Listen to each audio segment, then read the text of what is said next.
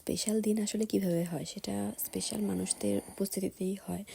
তো প্রত্যেকটা মানুষের কাছে জন্মদিন কিন্তু তার কাছে স্পেশাল, সেটা সে সেলিব্রেট করুক আর না করুক। অনেক সময় আমরা বয়স হয়ে যায়, বড় হয়ে যাই, ধর্মগত বিভিন্ন দিক থেকে আসলে সেটা সেলিব্রেট করা হয়ে ওঠে না। তবে কাছের বা স্পেশাল মানুষটা কিন্তু সেটা মনেই রাখে, এবং মনে রাখার ফলে যদি কোনো সারপ্রাইজ দেয় সেটা আসলে স্পেশাল হয়ে ওঠে। তো এবারের জন্মদিনটাও তেমন ছিল।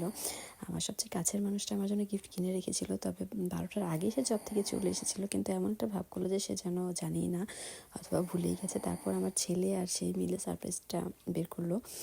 তারপর আমি খুলে দেখলাম যে আমার পছন্দের পারফিউম জিনিসটা সবারই পছন্দ, স্পেশালি মেয়েদের বেশি পছন্দের, এবং সেও জানে। তো যেটা ছিল সেফোরার একটা পারফিউম ছিল, খুবই ভালো লেগেছে। এটা গন্ধটা এবার আমার বেশ ভালো লেগেছে, কারণ আমি হালকা মাইল্ড কিছুই পছন্দ করি, খুব বেশি কড়া গন্ধ আমার ভালো লাগে না। সেই হিসেবে স্মেলটাও ভালো ছিল। আর এটার সঙ্গে বেশ কিছু ছোটো ছোটো গিফটও ছিল, সব কিছু খুলেছিলাম। এবার সে বার্থডের গিফট আমার আগেই দিয়ে দিয়েছিল, আরও দুটো গিফট সে দিয়েছিল, তবে বার্থডের 1 সপ্তাহ আগেই।